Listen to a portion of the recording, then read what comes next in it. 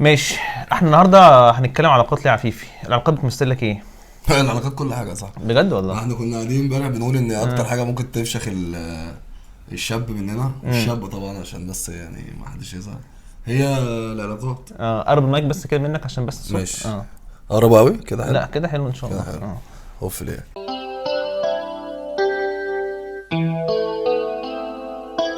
يعني انا اول حاجه التوبيك ده انا بحبه جدا، فاهم؟ اشمعنى بقى؟ هقول لك. اول حاجه الرجاله اصلا ايوه ما بيعرفوش يتكلموا عن العلاقات، بجد بيبقى صعبه بالنسبه لهم شويه. احنا محرج وهم مش شكلهم. يعني الرجاله يحبوا ان هم يعني بيسترجلوا عليه يعني.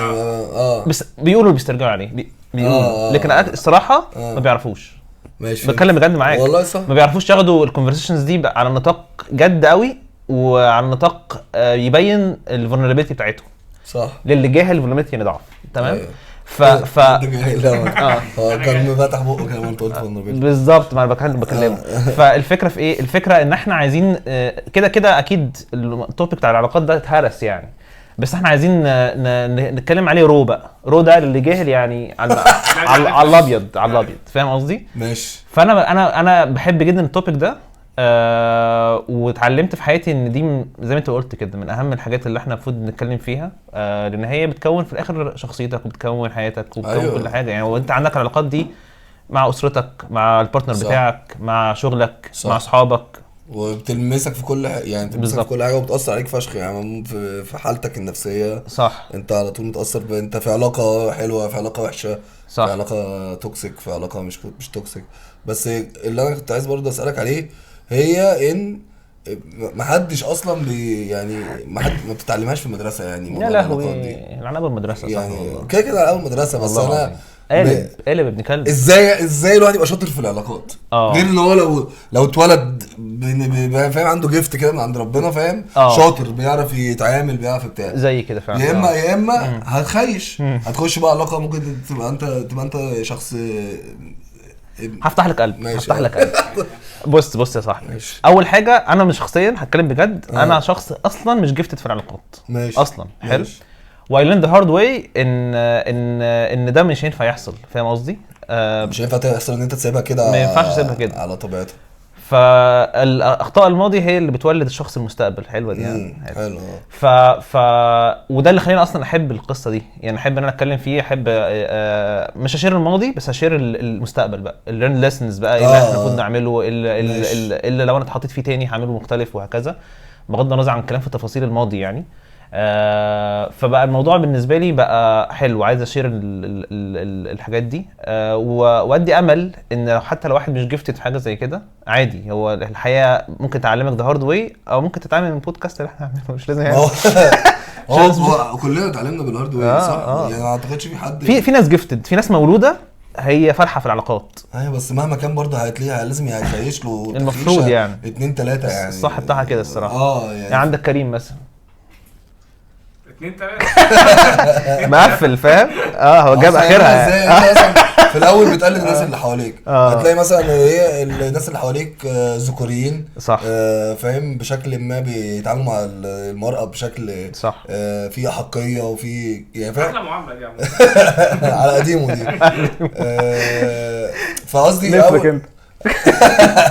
اول حاجه هتبقى غالبا الفيس دي انت هتمر ان انت هتقلد اللي حواليك صح. فهتخش ده ما هتبقى اول علاقه ليك، هتبقى علاقه انت ذكوري فيها فشخ. برضه الميه بس بالله عليك بتمارس لا عادي في ميه بتاعتك ما مش عشان بتراحك. صح عندك حق حبيبي. وانا بتكلم عن نفسي برضه، فمتخيل ان ده ممكن يكون بينطبق على ناس كتير. لانه لو عايزين تعملوا سبونسر يعني احنا مستعدين مساحه اعلانيه. بس فقصدي اقول انت هتقلد اللي حواليك، ولو انت كان ظروفك زي غالبا هتبقى 90% من الناس هتبقى في وسط ناس زي ما بقول لك كده ذكوريين راجعين بشكل ما او باخر، هتبقى زيهم من غير ما تبقى عارف اصلا ان دي مشكله صح اساسا، فاهم؟ وهتلاقي برضو البنت نفس النظام في مجتمع كل اللي حواليه بيقول لها مثلا الراجل افضل منها لما بتتعامل مثلا اخواتها وهكذا. فقصدي اقول ان تقعد فتره كبيره فشخ انت اصلا مش واخد بالك ان انت في مشكله اساسا، صح فاهم؟ صح. فبعدين تتفشخ او تفشخ. يعني واحده هتيجي عليك هتطلع عينك، يا اما انت هتيجي على واحده وتطلع عينيها. وغالبا هيحصل الاثنين. وغالبا هيحصل الاثنين. مره وتفشخ مره. حصل بير مينيمم بدايه. حصل مش كده، هم بثلاث علاقات. واحده بتفشخ، واحده عادي، واحده عليا. يعني اتمنى، يعني انا في حالتي انا كانوا كتير قوي الصراحه، بس ده لو انت فقت بقى، ده افترضنا ان في هابي اندنج وانت خدت بالك انه اوف، ده اللي بيحصل ده مش المفروض ما هو الراجل بقى للاسف، عشان الاودينس اصلا هقول لك، عايز اقول لك مين الاودينس برضو انا متخيل مين الاودينس. مين لي انا عايز مين لي الرجاله، عشان الرجاله ما بيعرفوش يواجهوا نفسهم، وعندهم على طول القصه بتاعت اللي هو الايجو بتاعهم بيمنعهم ان هم يعبروا عن اللي جواهم فعلا، وان هم يعترفوا ان هم عندهم فيهم مشاكل. واعتقد ده في معاه مع الرجاله. فانا عايز اقول حاجه، الاودينس يبقى الشخصيه دي. تاني حاجه بقى، البنات لو عايز تعرف الانسايدز بقى، يعني ايه اللي بيحصل، الرجاله بيقولوا ايه بقى، يعني ايه اللي بيحصل فعلا في وراء الكواليس في وجهه نظر الراجل. فالبنت تفضل ان هي تفهم اكتر تتعامل مع الراجل ازاي، ولما لما تشوف مثلا اكشن معين تترجمه ازاي، يعني ده معناه ايه في الحقيقه. فبحس ان ده ممكن يكون بالنسبه لي انا ده البيرفكت اودينس. حد عايز يعرف الانسايدز، او واحده عايز تعرف الانسايدز من وجهه نظر الراجل، والراجل بقى اللي هو لسه بيكتشف نفسه، واللي هو لسه عنده انا بسميها خوف من هو يعرف نفسه فعلا، وان هو يعترف بغلطه. فاهم قصدي؟ مش حاسس ان كده اصلا ضحيه، يعني هو محطوط في مجتمع دايما، محطوط في بريشر. ما هو صغير لما بيعيط بتقال له الرجاله ما بتعيطش، صح. فهو الايجو ده يعني حاسس ان هو ضحيه في الاخر، حتى لو هو عنده ايجو طبعا. بس هو في الاخر هو الايجو ده ضعف، صح. يعني هو بيعمل ده عشان يشيل نفسه، يحمي نفسه من حاجه يعني ضعيفه جدا، زي بالظبط السلحفه. هي اصلا ضعيفه قوي من جواها، بس عشان كده من بره في ايه، في شل. احنا الراجل نفس الشيء، الراجل عباره عن سلحفه، هو عايز يحمي نفسه، فبيحط ايجو وبيعمل جاز لايتنج. ممكن النهارده نتكلم عن جاز لايتنج لو الناس عايزه. جاز لايتنج غاز وبينور معروف. فهو الراجل فعلا الضحيه 100%، بس مش هنعيط بقى، يعني خلاص انت ضحيه. انا بصراحه ضد مصطلح الضحيه. يعني ممكن نتعاطف مع، يعني نحاول نوصل للاسباب اللي خلت الراجل يكبت مشاعره وما يقولش، ما يعبرش عنها وبتاع. بس شغل الضحيه ده، يعني احنا كده ادينا له حكم، كده ادينا له عذر، ادينا له بتاع. لكن عادي ان احنا اللي هو تعالى نديك ديب كده ونفهم هو ليه الراجل بيتصرف كده، بس مش عايزين نديله تايتل اللي هو انت راجل الضحيه. فلان هتلاقي بقى الست بتقول لك طب ما انا الضحيه، طب ما انا اللي فاهم، يعني مش عارف، ما بحبش. انا كده مش عايز برضو اطلع ان الرجاله وحشين وبرأ البنت، يعني انا مش ده برضو الثيم اللي انا رايح له اكيد خالص. لا طبعا في حاجات صعبه جدا يعني موجوده. خلينا نتكلم كرجاله، ما احنا رجاله، خلينا نتكلم كرجاله بالظبط. فانا يعني عشان ما تفهمش غلط ان انا بقى فيمينست وانا مع البنت والراجل ده وحش وهو، لا طبعا، يعني البنت طبعا عندها مشاكل ربنا معاها، بس احنا هنا بنتكلم من وجهه نظر الراجل اكتر، عشان ده اللي احنا هنعرف نتكلم عنه، يعني ده اللي احنا نحسه. يعني انا فاهم قصدي، هتكلم عن البنت نجيب نجيب دي في حد عادي بقى 4 بنات كمان يعملوا بودكاست، ربنا يوفقهم. يدسونا فاهم. ماشي. طب يعني ايه جاز لايتنج بقى، سنس ان احنا فتحنا التوبيك ده يبقى اول حلقه. خش يا باشا. بسم الله. بسم الله. ماشي. هو انا لسه كنت بحكي لعبد الرحمن كمصطلح، هو اعتقد جاي من الجاز لايت اللي هي زي بتاعت اللمبه الجاز دي. فهي اللمبه الجاز دي اعتقد ان كان شفت فيلم كده كان معمول في الاربعينات اسمه جاز لايت. حلو. فيلم اجنبي يعني. فهو ايه، ده راجل جه واحده بنت جميله حبها وعاش معاها، كانت مش عارف عمتها ماتت ولا ايه، اتقتلت ولا ايه قصه كده.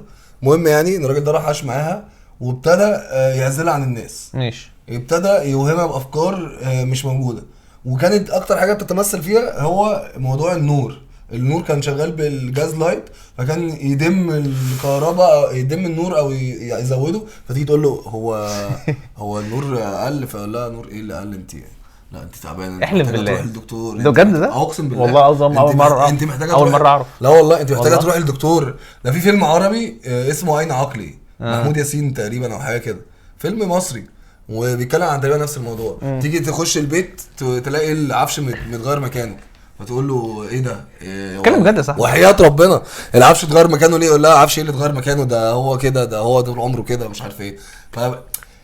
من الاخر يعني كتعريف هو انك انت توهم اللي قدامك بكذب متقن كده على بعضه يخليه ما يبقاش واثق في اللي هو بيفكر فيه. فغالبا بقى لو هيطلع له اي حاجه يقول له انت بتعاملني وحش ولا لا بتعاملني وحش؟ ايه ده يا حبيبتي انا بقى ده انا واحنا محترفين في القصه دي. ده انا بحبك فشخ ده حريفه بصراحه بحس ان هي بتيجي كده. وهو بقى الواد كان بيعمل ايه؟ يجي مثلا يخرجها ويقول لها خدي الخاتم ده هديه جدتي ومش عارف ايه. فهي تاخد الخاتم يعني وتتبسط بقى فشخ، انت احلى راجل في الدنيا. فهو ياخد الخاتم ويخبيه وبعد كده يقول لها هو فين الخاتم؟ انت مش ليه مش لابساه؟ تروح انت تطلعه من الشنطه ما تلاقيهوش، يا نهار اسود ضيعت الخاتم مش عارفه ايه. فتحس بقى بالذنب فشخ وتقعد تجلد نفسها. وتحس بالذنب فشخ وتقعد تجلد نفسها. والله كرهتني في الرجاله والله العظيم. فكان بجد لو شفت الفيلم ده سيء فشخ. والبنت يعني ما عندهاش بقى الفاليديشن اللي تاخده علشان يقول لها انت زي الفل. لا بس ده مرض يعني احنا كده رحنا في اخر الاكستريم بتاع جاز لايتنج. لا في اكزامبلز حقيقيه يعني مش عايزين نقول اسامي بس لا قول. لا اعرف ناس اصحابي عمرو ما تعملش كده تاني. اعرف ناس صحابي اقسم بالله البنت الولد اقنع البنت ان هي مجنونه محتاجه تتعالج نفسيا. وهي بقت اول يعني او اكبر عدو لنفسها. فانت حتى لو انت جيت قلت لها الواد ده ابن كذا تقول لك بس مش عارف ايه، ما انا برضو عندي حركات، ما انا عندي برضو تصرفات. هي خلاص هي مش عارفه تطلع بقى، خلاص هي اتحشرت لان هي ما بقاش عندها عقلها مش عارف يساعدها ان هو يوصل لكونكلوجن تبقى هي مطمنه له او واثقه فيه. انت متخيل؟ فبجد انا بشوف ان دي حاجه سماويه فشخ. يعني ازاي واحد سماوي لدرجه ان هو يقنع اللي قدامه ان هو مجنون ويشككه في نفسه ويفضل بقى عايش كده. يعني مظبوط. يعني انا يعني اكيد ممكن يعني الناس بتجاز لايت بليفل، بس انا شايف ان الليفل ده ده ابن كلب. احنا we've all been there. يعني احنا كرجاله ماشي كلنا عملنا الموقف ده مره او مرتين او 10 عادي، بس اتليست نعترف ان ده مش صح ونتعالج منه، لان ده دليل على ضعفك برضو في الاول والاخر. ده اكيد ده اكيد. هو عامه بيبقى حد مش قادر ان هو يبقى صريح مع نفسه بالظبط. واعتقد برضو ساعات بتبقى بيعكس حاجات هو حاسسها على الشخص اللي قدامه مليون المية. فمش هيقول لها مثلا لا انت فعلا لما قفشتيني في الموقف دوت او لما ده عندك حق فيه بصراحه انا غلطان. اسهل حاجه لا بيتهيألك انا ما عملتش كده. تقول له ده لا انا حاسه ان في بينك وبينها حاجه. لا ده اختي، ده احنا اصحاب. فهي البنت طب يمكن انا فعلا اللي اوفر. طب نسرين دي متربيه معايا. طب يمكن انا اللي اوفر. طب يمكن انا مش عارف ايه. طب ما انا فعلا ما قفشتش عليهم حاجه. طب ما انا فعلا ما مسكتش. وتتجنن بقى والله. وبرده ده شفناه حاصل مع ناس كتير. نسرين برضه مش هنقول بقى اسامي، هنسمي اسامي مستعاره. ايوه لحسن تخبط في اسم بالمره ويطلع اسمه. لا والله ما انا ده ما اعرفش حد في حياتي اسمه نسرين. ما تخبطش بقى اسامي عشان ممكن تلوش يعني. ايوه صح. فانا لا انا بكره هذه النوعيه من الناس صراحه. ولا وبرده عشان انا كنت صريح برده في ستات بالجاز لايت صح، بس مش هنتكلم عنهم يعني. سكتهم بقى سكه السلام ربنا يوفقهم. بس زي احنا كنا بنتكلم على قهوه امبارح، بس الرجاله شاطرين. والست لما بتجاز لايت الراجل بيعرف يقلب الترابيزه. عشان الرجاله برضه بتعرف تقلب الترابيزه. فاهم قصدي؟ بالظبط.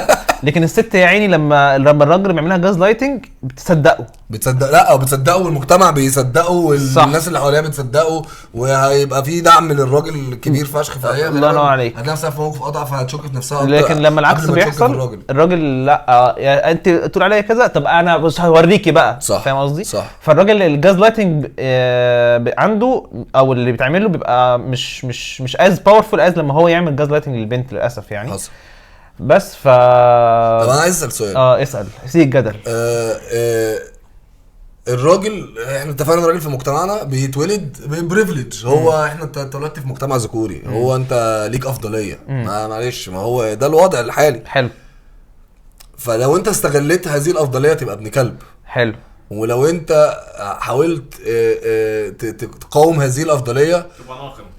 اتفيلز فاهم اللي هو كده يعني في حاجه غلط. طب ما فاهم مش عارف اقول النافيجيت ده ازاي. ايه الصح في هذا الموقف. خلينا نتكلم يعني هعترض على كلمه افضليه بقى. ليه؟ عشان جرس بيرن بيرتفس جه. خش عبد الرحمن تعالى. انا ممكن افتح بس. طب انا محاسبه. ماشي. ماشي. طيب خلينا نتكلم ان هي مش افضليه، هي رولز مختلفه، والرولز الراجل بيلعبها بيسموها ان دي افضليه للراجل عشان بيحطوا لها اهميه اكتر.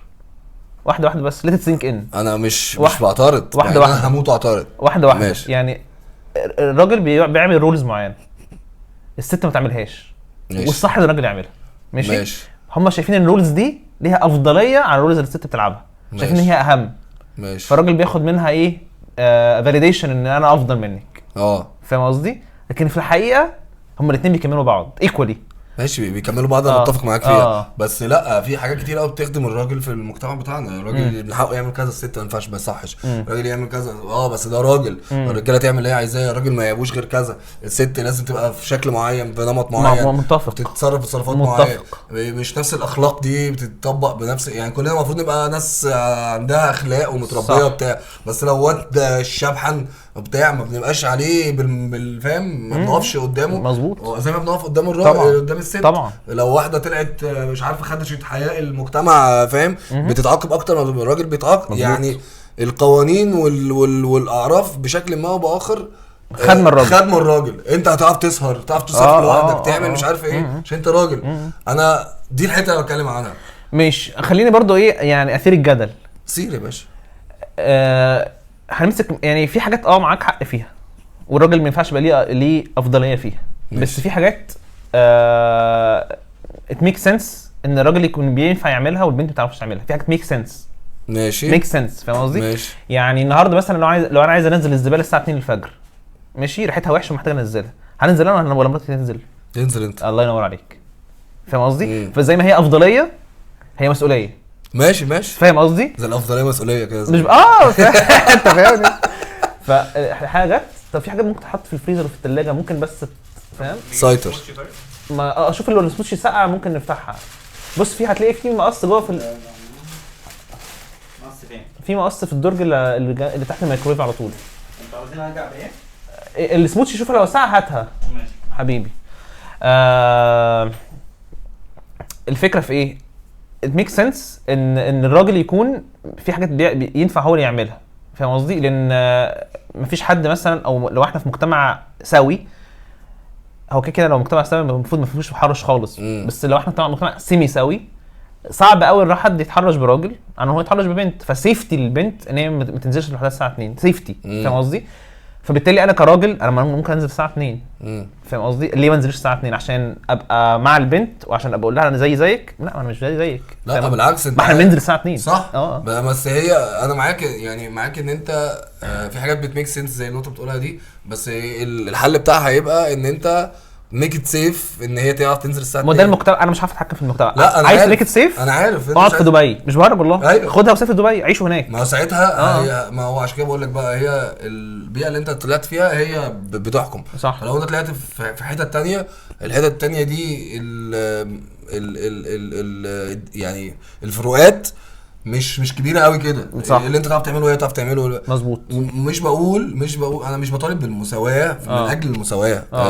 يعني المساواه مش وحشه، بس انا اللي انا بتكلم عنه الامر الواقع اللي احنا فيه، انه انت في امر واقع مش عادل، مش ما فيهوش مساواه. صح.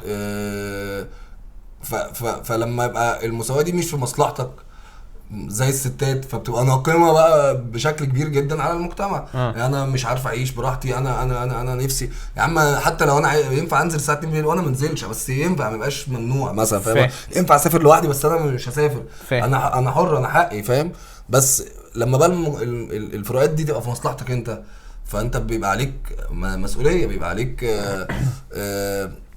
من الاخر بتبقى انت اوريدي شيله. حتى يعني انت يعني متهم بان انت راجل، فانت دي مشكله في حد ذاتها، لان الرجاله واخدين افضليه او واخدين حقوق اكتر او واخدين، فاهم قصدي، الفروقات في صالحهم. فانت كراجل كده شايلها. صح. حتى يا عم لو انت متساوي وبتحاول تبقى فير وبتتعامل بمعامله كويسه وبتاع، انت كده شايلها، لان هم الرجاله كلها واخدين المصلحه دي، وبشكل ما او باخر بتستفيد منها. اكيد.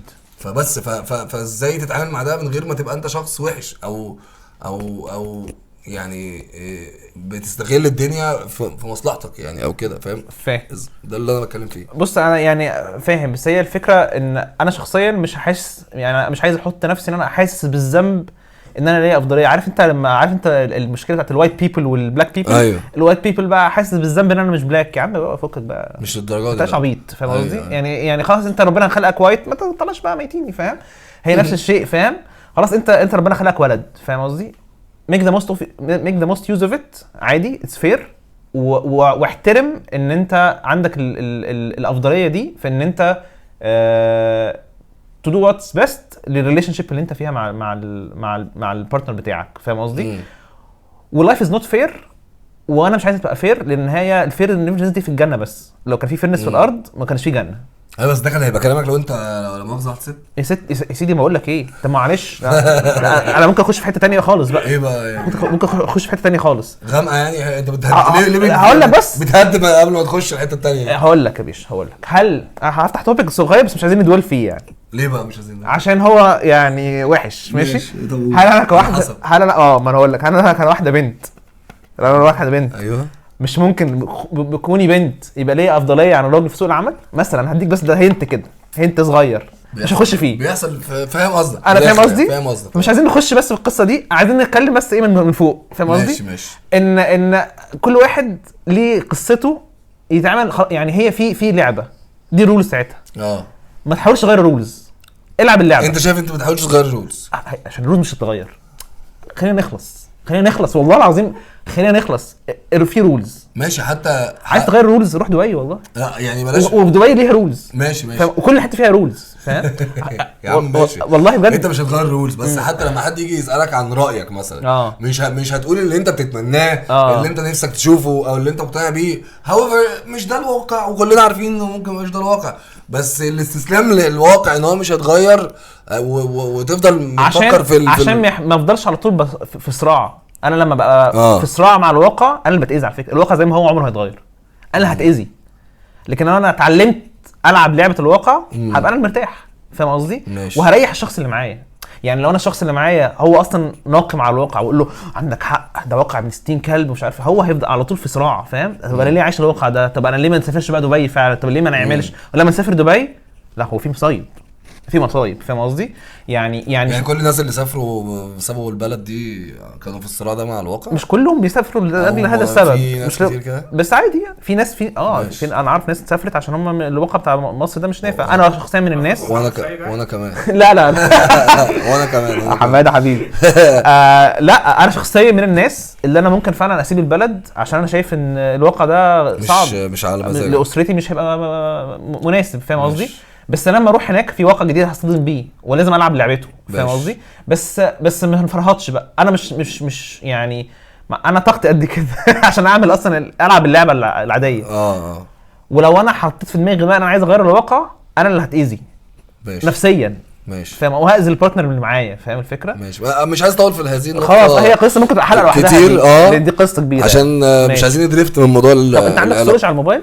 عندي ايه؟ عندك ستورج كفايه على الموبايل يعني؟ نوقف لحد كده نشوف لسه نتاكد ان الدنيا شغاله. استاذ عبد الرحمن ده موبايل استاذ عبد الرحمن مش موبايل. نودي يعني ماشي، ولا نوقف كده نشوف بس القصه، نشوف القصه. عايز تعمل فاصل؟ طيب لا هكمل انا فاصل شوف النوتة دي والله احنا لو فتحنا صفحة فاصل وانا واصل. سلام.